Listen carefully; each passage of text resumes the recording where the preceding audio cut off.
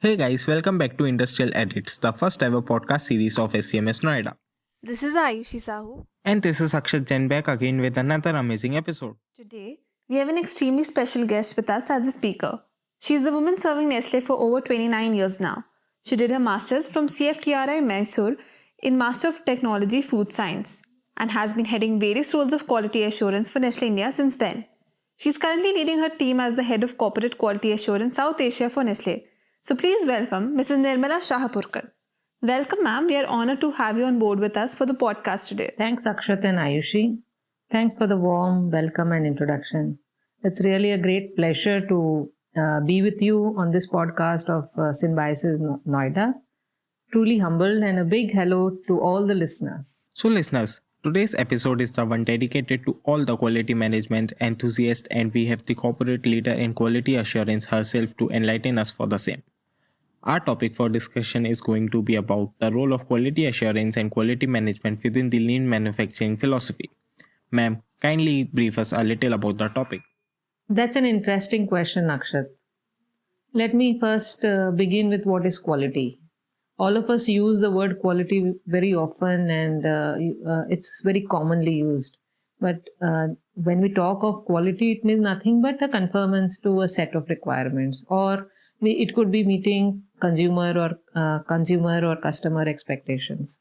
So, Akshat, when we are meeting the consumer's expectation, when we talk about consumer expectation, what do we mean by that?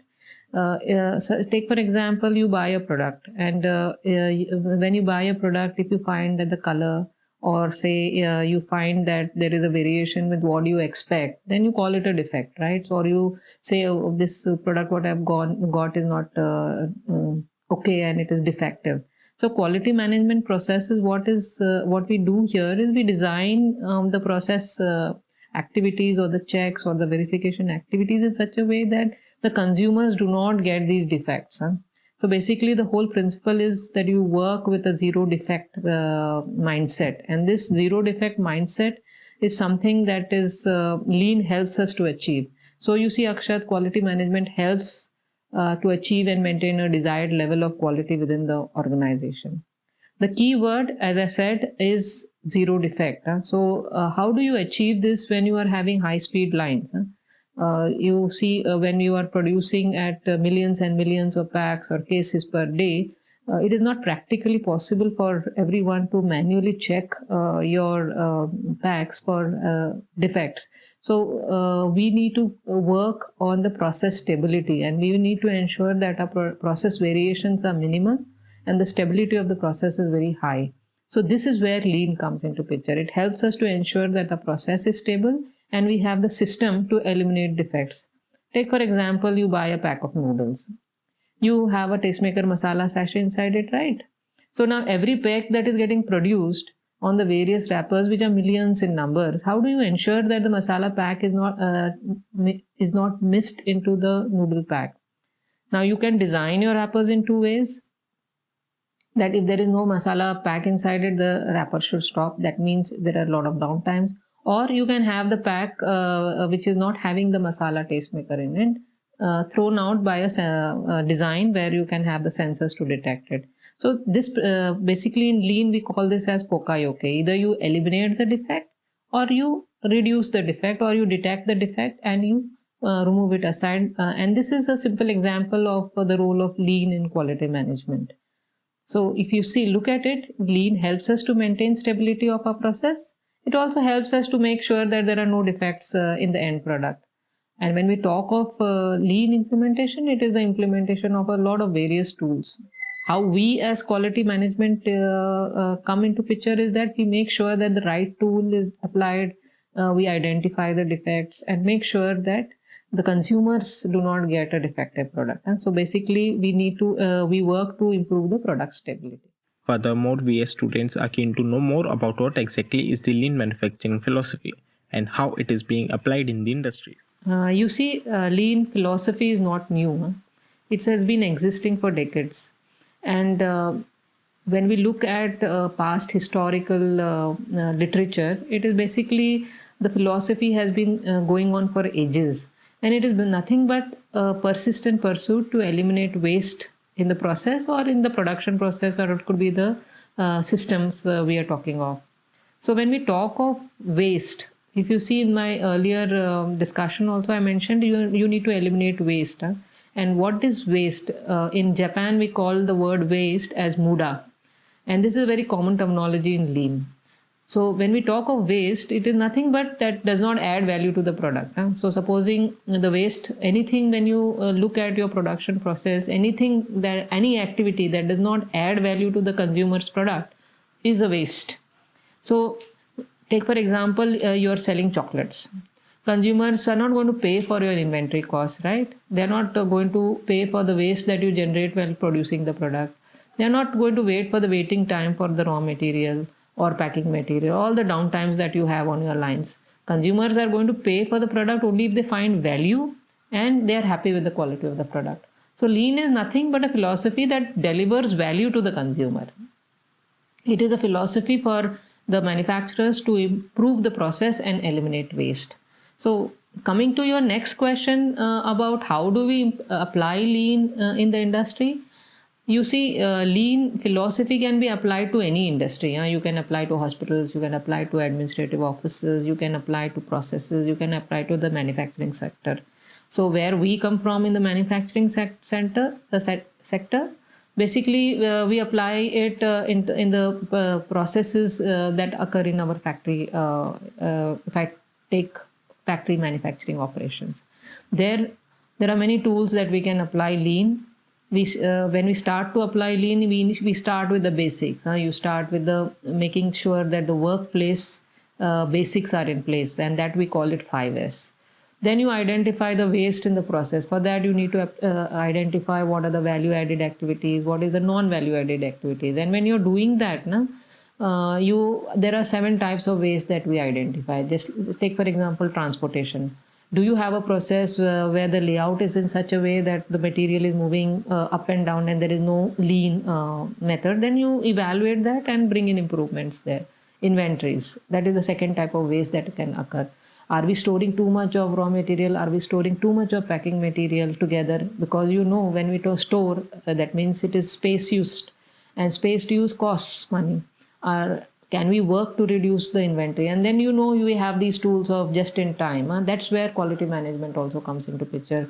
When we say just in time, that means we have to increase the reliability of our suppliers. And to increase the reliability of the suppliers, we have to work with them to make sure that the quality of the products they are supplying is fit for purpose. Motion, people moving up and down to take tools, or it could be any production process.